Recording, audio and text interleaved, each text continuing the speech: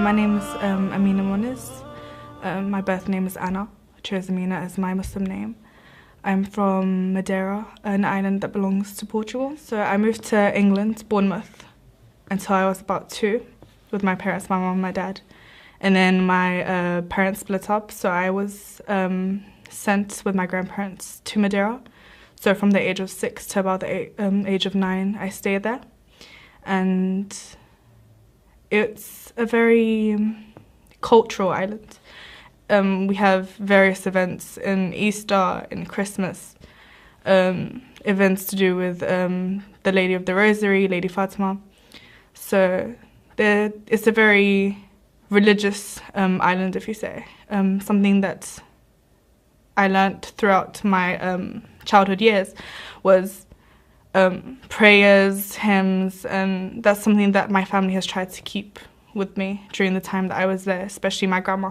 So I'd probably go to church with her 2 times a week, including the Sundays.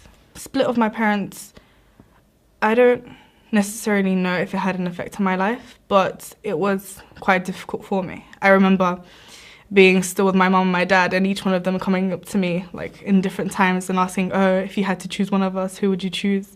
And to both of them I said, oh, I'd choose you. So that in my mind I thought that I could get them both back together. But then my mum came back with me to Madeira, so I stayed with her for the rest of the time I was there. So I've always had the support of my mum. My mum's probably been the one that I'm most closest to. And only recently, I think when I was 13 or 14, that's when I saw my dad again. And the difference of not having a dad and having a dad did have an impact, because I've never had like a male figure in my life. But then I've never noticed that I needed it. So I've always had my granddad there. But generally, women are probably the people who I grew up with. I loved going to church. I remember being very young and going with my grandma, and it was probably just me and her, and then all the older ladies, and then we'd all sing, and then if I was really tired, I'd sleep on the chairs that were there. But I generally really enjoyed being the whole sense of religious community, where we talk about Jesus, we talk about God, we talk about the apostles. It was always something that I've had a connection with, and something that I've always tried to keep. So during my later years in life, after my confirmation, I went to a group every Friday. So I'd have the group every Friday after confirmation, and then I'd have the community of the church. So I'd be going to church 3-4 times a week during my teen years. I remember the story of Lady Fatima being Mary, I assume, appearing on a burning bush or on a bush to 3 smaller children, one that actually lived until just recently, so she died, can't remember if it was 10 or 15 years ago, but she kept the story going with her. I remember watching a cartoon of Lady Fatima, and it was something that I'd enjoy watching repeatedly. So Lady Fatima's, in the Catholic perspective, has been someone that I've always liked to be close to. We had numerous statues around our church, around the house, and Lady Fatima was the one that I'd be more closest to. There's a time during the year, so probably October, if I'm not wrong, that you go to church every day during that period of time, and then on the Saturday there's like a procession, a candle procession. So you've got images that you kind of carry, so men or women would carry, and then you've got other ladies praying hymns, and then you'd say the rosary. So the rosary is like our prayer beads, and after an amount of beads you'd sing a hymn, and everyone would have a candle with them, and then after the whole procession you'd go back into the church. I went to 3 different primary schools, and then when I came to England, I stayed in Stockwell Primary School, and then I moved to Battersea Park. stay there throughout the whole years. And it was probably during that time that I had more tests towards me, religious wise. So that was most of the time where I was rebelling most. I wouldn't do things with my parents, and I just concentrate on my friends. I wouldn't really concentrate on studying. But after that, I went to a Catholic college, and my mom thought that it'd be a good experience for me, seeing as I went to a Catholic primary school. So she thought that maybe I'd stay stronger in my faith, in a way. And it was probably a year later, after I joined the Catholic college, that I had more Muslim friends around me than any other friends. I moved to Madeira in the beginning because my mom and my dad were having a split, so they needed their own time to fix their own things, and obviously I needed support there, so I had my grandparents. When I moved to England because my mom had found a partner, so my stepdad, and we've been with him ever since. But it wasn't something I actually enjoyed in the beginning because I was so used to having my mom to myself, and then having to share my mom with this man that I didn't even know that much was quite difficult for me. So that was probably when I started rebelling a bit more. I started to do things that I wouldn't, so I could get more of her attention. And I would try to go out with her a lot, spending more time just me and her, and I would get like a bit jealous if she was spending more time with him, just because I've always had my mom. So to then have somebody not take her away from me, but spend an equal or more amount of time with her was quite difficult. Well, my first ever view of Islam was something different, something interesting, because it was probably in year 5 that we went to a mosque. It was like a trip in our primary school, and I remember having to choose a scarf and then having to put like the scarf around me, and I thought it was quite adorable. I had like a purple scarf, and being at that age, you kind of want to fit in. So going to the mosque for that day was something that I enjoyed, but later on, because of the media and because of my culture, you don't really like to mix with Muslims. You're their friends, but you don't really mix into the culture. You don't really go to see their family. You don't date a Muslim boy, and that's something that I did later on that was quite shocking for my mom. Even though he wasn't practicing, my mom didn't agree with it at all in the beginning. She was completely against it. She'd say things like, oh, you don't know what's going to happen. Those Turkish men, they're all Muslims. They might take you away. They'll take my baby away. It's like small things like that that I, in the beginning, never even noticed that she had that view of Muslims. And that's something that I didn't gain, but I started to have my own perspective of Muslims based on the media. So the bombings, the wars, women having to cover their hair up because I thought that's what their husbands wanted them to do, and small things like that. Well, I was going out with a Turk at the time, and we had our own group of friends, and majority of them were Muslim. They weren't practicing Muslim, but they were Muslim. So they'd say things like astaghfirullah and assalamu alaikum to each other, but it wasn't it wasn't the best view of Muslims that I had, because everything that they do would be exactly what I do or what other people would do. So they weren't a religious figure to me. My relationship with this Turkish boy had ended, and I was thinking to myself that I dedicated so much time and so much love to this one person that could have easily come and gone, and he did go.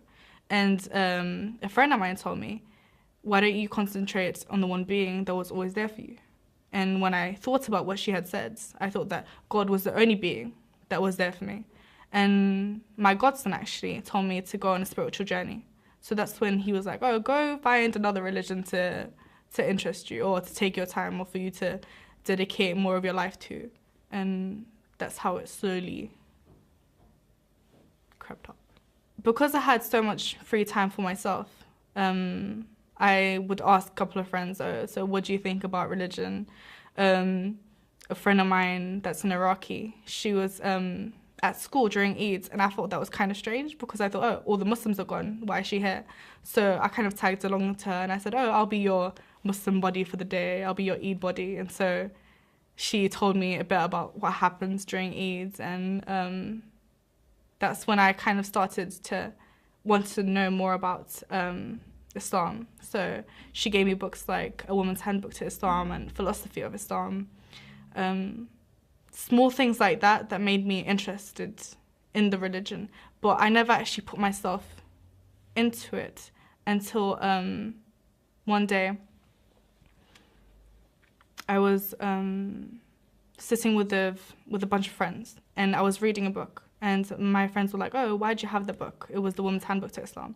They were saying, why are you holding that? Why are you interested in that religion? That's none of your business. Keep to yourself, keep to your own religion.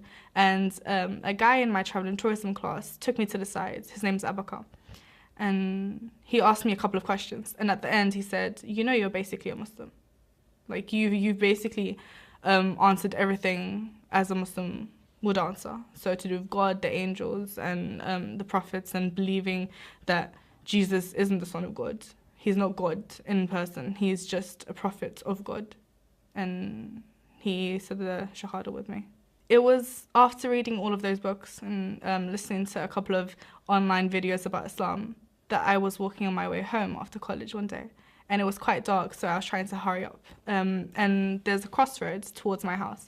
So as I was getting closer to that crossroad, I was having, in a way, a conversation with God. And I was asking God, is Islam for me? Can a Portuguese girl with so much culture to do with drinking, going out at night,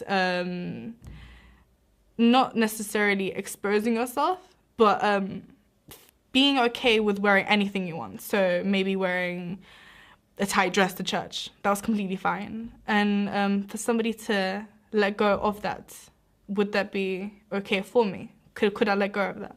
And at that exact moment, a car passed by.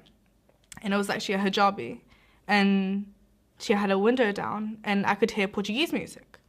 So that was, in a way, I see it as my sign, because I saw a Portuguese person wearing a hijab, so a woman that I could see myself as in a future time. It was mainly the questions I was asking. So to do with the Trinity, how could Jesus be God and not be God at the same time, so be the Son of God, and then having the Spirit as the third element of the Trinity. And small things like that added up towards me wanting to find something else that was better to me during the time that I was on a spiritual journey. Also, one day when I was at my confirmation group, our responsible, so the person that was with us, that gave us, in a way, the lessons, that read us the Bible and whatnot, he was talking to us about religion, and one of us must have talked about the Prophet Muhammad, and the first thing he said was, oh, he's a man of lies, that book is all fake, he was jealous of Jesus. And for somebody that's supposed to be a role model of a religious person, somebody that's not supposed to mock another religion, whether that be Islam, whether that be Hinduism, was giving such a bad example, that made me want to question it even more. Because I'm kind of the person where if you tell me not to, I'll probably go and research myself and see why people are against it. That's mainly why I went into the Islam route, because there were so many bad views of it. I wanted to make sure for myself that it wasn't something that was only on TV. It wasn't something that was only on newspapers. That it was actually something real. And when I went to see it, it was completely different. It was a religion of peace, a religion of love, and that's something that I wanted. Not necessarily because I didn't have it, but because if God gives you a revelation, if God tells you that this is the prophet, you should follow him, you should do what he says, then who are we to deny it? If God put Jesus in the world, then God can easily put Muhammad. So if he did put the Prophet Muhammad, peace be upon him, then who am I to deny someone that God put on this earth? And being a religious person, it would be to go against my views and my values, to not accept what I had seen God put before me. Well, after my Shahada, I felt a bit awkward, because I didn't know what to do or how to act, because I didn't know how to pray. I didn't know much about the history of Islam, but I just knew in myself that Islam was for me. And a lot of people say, oh, you should have so much time to research, you should have planned this out, you should have seen why these people do this, why they believe in this. But I didn't want to deny the feelings I had inside me. So I kind of jumped into it. And by jumping into it, I explored a world that I didn't even know existed. I had started to go to Jummah prayer.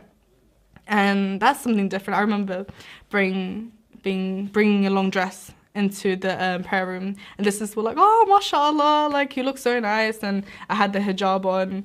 And slowly I started learning how to pray. I started learning more about the family of the Prophet and who the Khalifa was, and after the Prophet and whatnot. And it was mainly that. And because it was during the time of Muharram, and the same Iraqi friend of mine, she told me, come to the mosque with me. So I went to the mosque with her that day, and it was the day of Abbas. So I remember going into this hall full of women wearing black and women crying, and there was a woman at the front of the hall singing what I thought, and she was actually reciting a poem.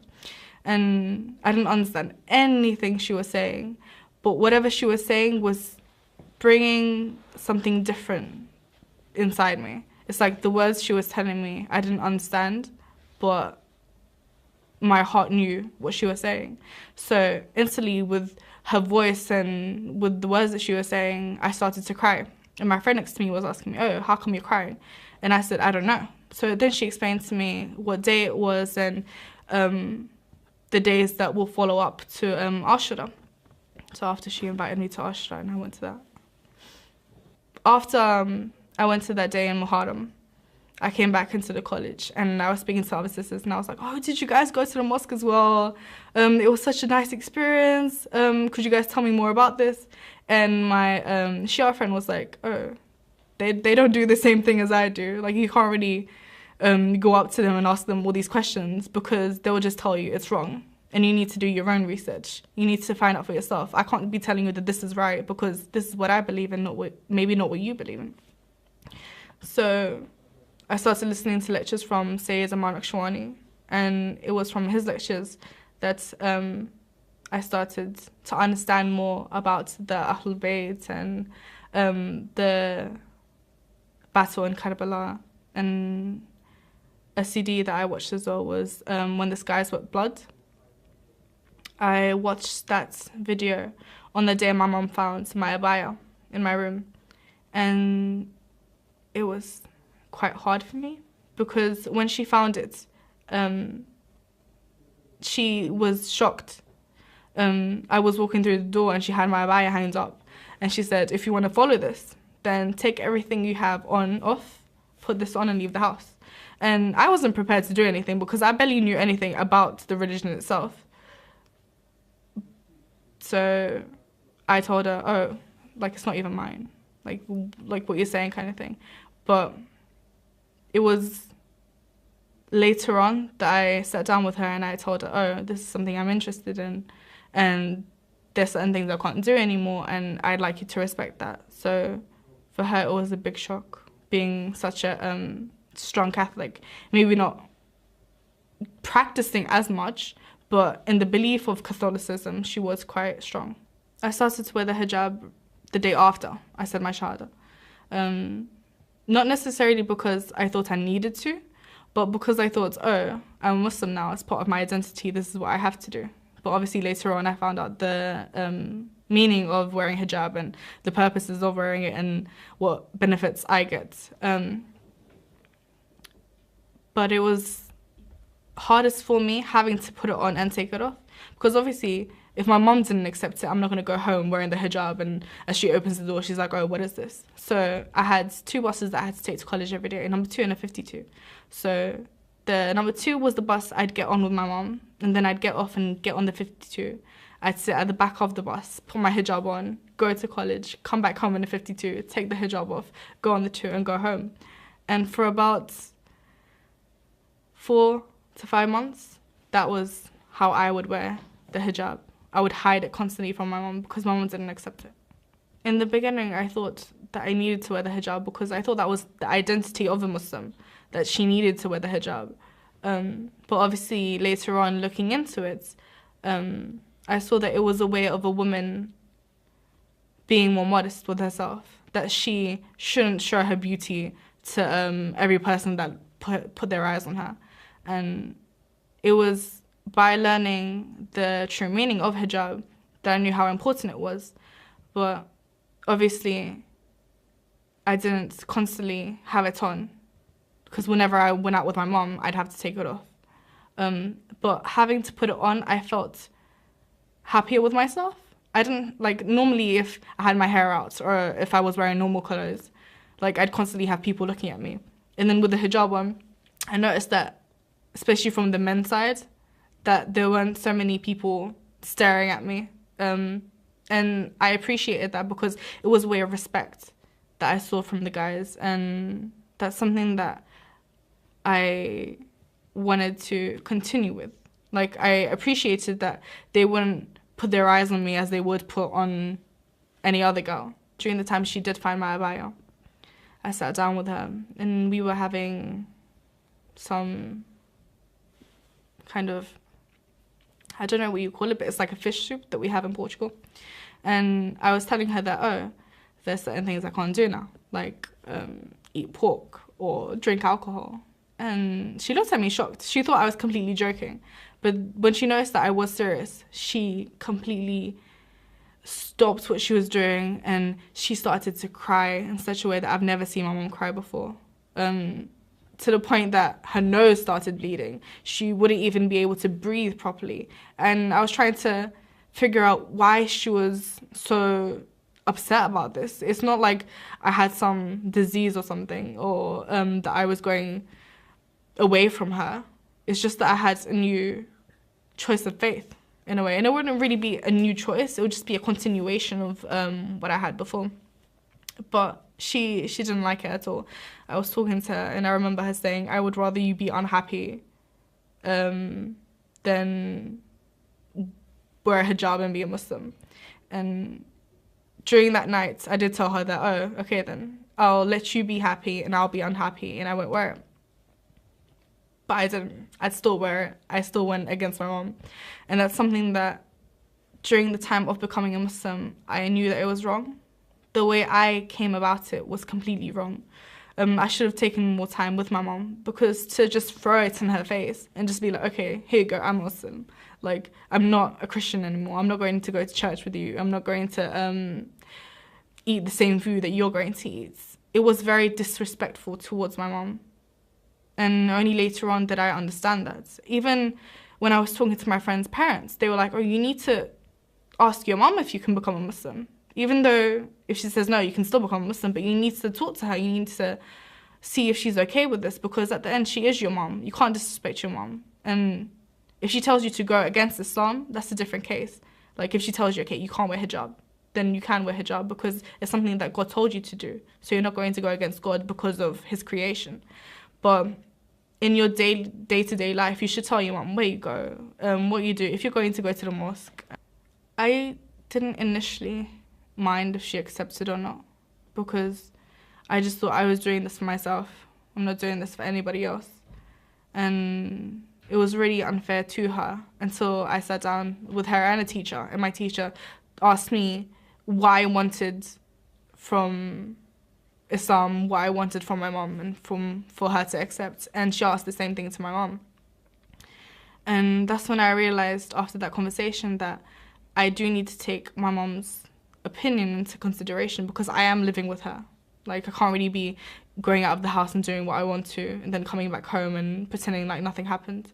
But slowly I started to explain to her, oh, this is what I believe in. This is what I have started to do. This is where I go. And I tried to encourage her more to actually read about her own faith. So I said, oh, try read the Bible more often, try to go to church more often, in a way of maybe her seeing that by becoming more religious, that it's not such a bad thing because I'm not keeping her away from her religion, I'm supporting her. And I hoped that she would do the same thing. But obviously a mother having an only child and that only child going into, accepting something that she thought was completely wrong. She was scared and she didn't want me to get hurt. And her way of trying to protect me was by constantly telling me, oh, you're wrong.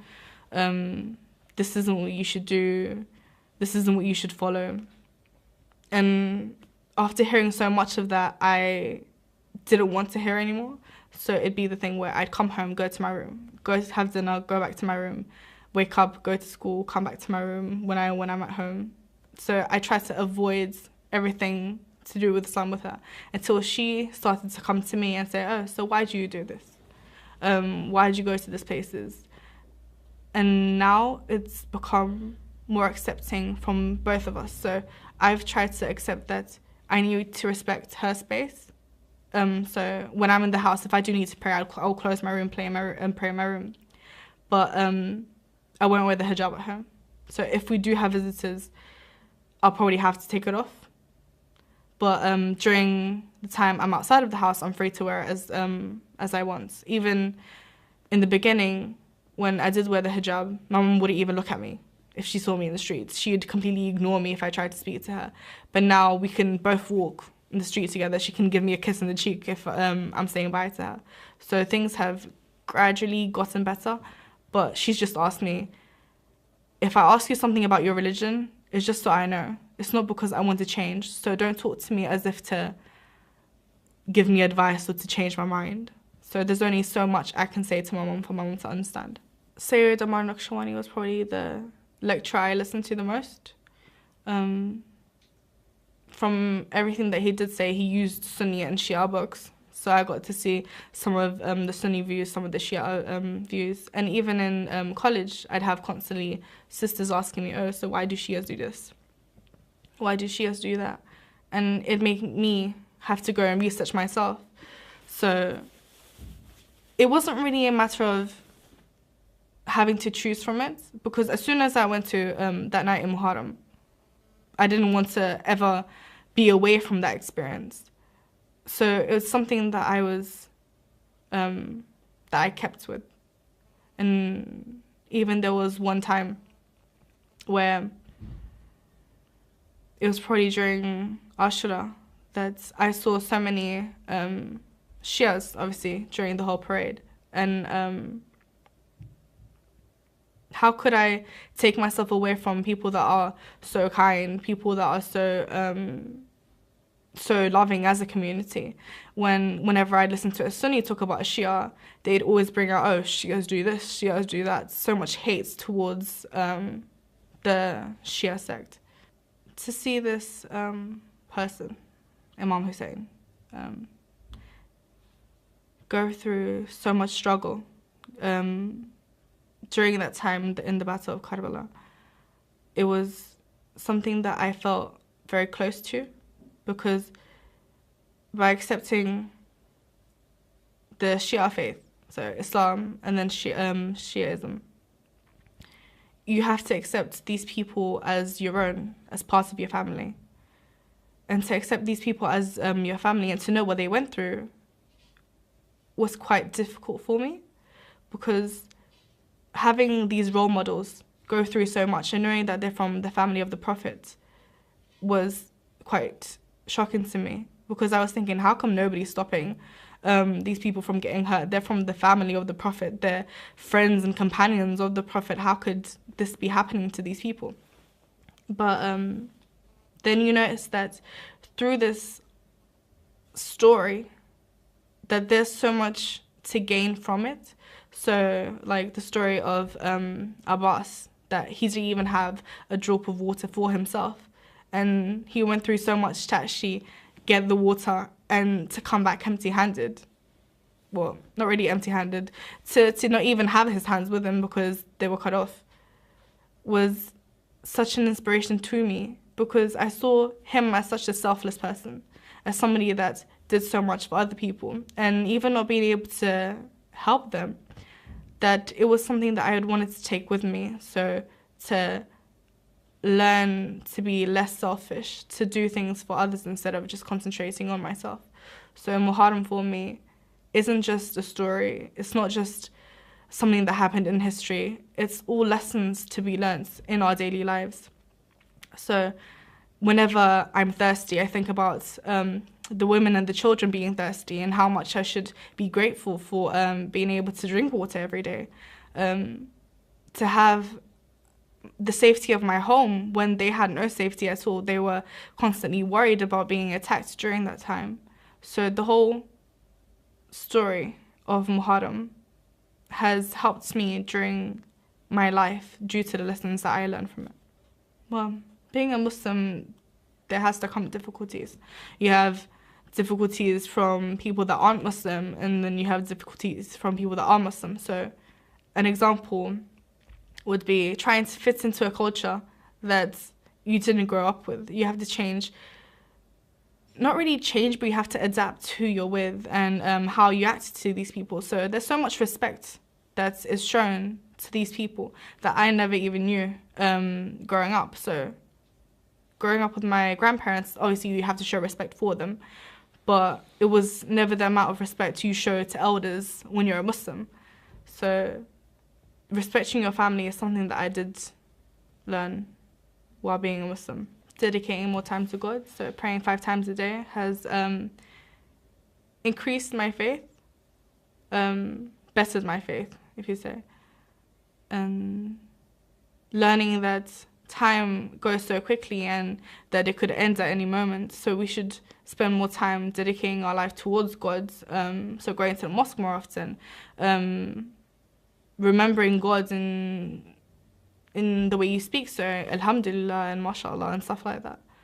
Adding these little things to what I say, what I do before I eat. All of these have changed towards me becoming what I think is a better person. I usually go to the Islamic Center as often as I can. So there's lessons by Sheikh Ahmed Hanif that I go to. Then there's the dua on Thursdays. And adding to that, there's the Ahlulbayt Reversion community that I go to every last Sunday of the month. So that's something that I felt has brought me closer to the religion. And the community itself, they're amazing to me. They're very welcoming. I haven't had one person be rude to me, when if I compare that to going to church, I'd have to constantly worry about, oh, am I dressed appropriately, or is there anyone here that I need to speak to? So when I go to the mosque, it's more concentrating on going there for God. The community comes later. Like the community, you're there as a whole, but then you don't think, okay, then I'm going to speak to the neighbor, or I'm going to speak to my cousin that I haven't seen in 2 weeks. So obviously my mum found out about me having an interest of Islam and joining Islam once she found the abaya that night. And for her, it was completely shocking. She didn't want to accept it at all. But then once I got the courage to speak to my dad, and knowing that he's so far away from me, so he lives in Jersey, so I have to get a plane if I wanted to go see him. But to see his reaction was very, how would I explain it? I don't even have words to explain it. It was such a great feeling that having somebody that wasn't always there for me, and maybe it's even easier for him to accept it because I wasn't always in his life, but to see how kind he was about it, he just said, as long as you're happy and as long as you're doing something that will better you as a person, then I would always be there for you. Even now, when we speak about Islam, he asks me, oh, so could you send me more songs by Maher Zain? And he plays them in the car, and my little brothers listen to it. So having his support and my stepmom's support was quite overwhelming for me. Not only because I was happy, but I was also very upset that my mom didn't have the same reaction for somebody that was there for me, that I thought would always accept what I wanted to do, and to find it hard and to find it so difficult to accept was quite sad to me. So there'd be times where she wouldn't even look at me when I'd come home. So I'd go to my room and I'd constantly cry because I was wondering, how can my mom find it so hard to accept her own daughter in something that's completely fine, something that I'm not even hurting anyone. But looking at how she was reacting, she wasn't reacting because she didn't love me enough. She wasn't reacting like that because she wanted the worst for me.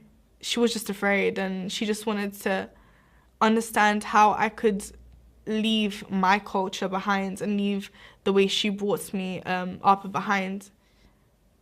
And that's what was always going through her mind. She was always trying to find excuses, like, oh, maybe it was because of my separation with your dad that you became Muslim, or maybe it was because I wasn't good of and I wasn't the best of a mother for you, so God is punishing me. She'd constantly say, why this is happening to me? What did I do to deserve this? And I was just trying to explain to her that it's not what you did. Like, it has nothing to do with what you taught me or what you haven't taught me. It's about me finding something that would make me a better person. Things so much better, alhamdulillah. Like, I'm able to wear this at home. Well, not really at home, but she's able to see me put this on and leave the house. And she buys halal meat for me now. We're able to sit down and actually have a proper conversation without arguing. While 3-4 months ago, there wouldn't be a day that we wouldn't argue. So it would be constantly arguing every day. I'd have to lock myself in my room so that I wouldn't have to speak to her, because I knew that if I did speak to her, it would always lead to us having an argument.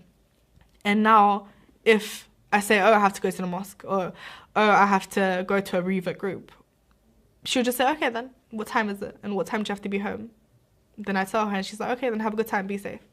From not being able to look at me to now randomly sending me messages saying, oh, hope you have a great day, mommy loves you, have a good day, and take care of yourself. It's like she's a completely different person compared to how she was. But she's the same mom that I grew up with. So it's like now she doesn't accept that I've become a Muslim, but she respects the fact that I've chosen this path in my life. I want to base my future on Islam, everything. I'm actually thinking of going to an Islamic college to do a foundation course in Quranic Arabic, and then a 3-year course doing Islamic studies, so that I can one day, inshallah, open up an Islamic center in Madeira so that I can teach people about Islam. Because in the summer, I went to a library and I found one book about Islam, and it was in English, and it had so many other religions to it. So it was probably just 3 or 4 paragraphs talking about a religion that I followed. So to try and find a book in Portuguese to give to my mom, I couldn't even find that. And to try to bring a bit of knowledge from what I've learned and take it to Madeira is going to be hard, because if I was just wearing a hijab and my family was completely against it, some of them wouldn't even go out with me. To actually opening up an Islamic center is something that I find challenging, but also that I will, inshallah, see as something rewarding, not only for myself, but for the people around me. And I'm actually going to contact a few people in Portugal that have mosques and ask them what they did and what I can learn from what they've learned that I can take with me. Maybe, if I get the right information, I want to open up a charity so that I can gain money so that I can run the place, because obviously you can't really have an Islamic center and not pay rent or not pay for the books that you have there. So it's a long journey that I have planned for my future, but it's something that I just want to base around Islam. So get a proper education, learn about Islam. Then during that time, inshallah, having the charity to get the funds for the center, going back to my country, opening up the center. And then if the Muslim population there grows, then maybe one day build a proper mosque. And something that I want to take with me is to keep the Shia teachings, so Shia hadiths, teaching about the Imams and the Ahlulbayt is something that I think would be interesting for them, seeing as I learned so much respect and love from these people that they could learn as well. I know that there's a Sunni mosque there, and I did try to contact them, but obviously it takes time, seeing as they're in another country, they probably have stuff to do. But I spoke to a lot of Sunni brothers, and they said that it would be hard for me to even consider joining them in trying to build an Islamic center, because I am a woman, and because I am a Shia. So they'll be like, oh, one, you're a woman, so I'm a man, you can't do anything. And then you're a Shia, so you're following something that's completely wrong. Why would we join you to open up an Islamic center? So that's probably the biggest challenge there, because I don't want to create a separation in Madeira. So I don't want to create confusion in what people think. I want to try to unite everyone so that they can have an overall understanding of what Islam is, and then slowly that they can for themselves research about the history and what happened.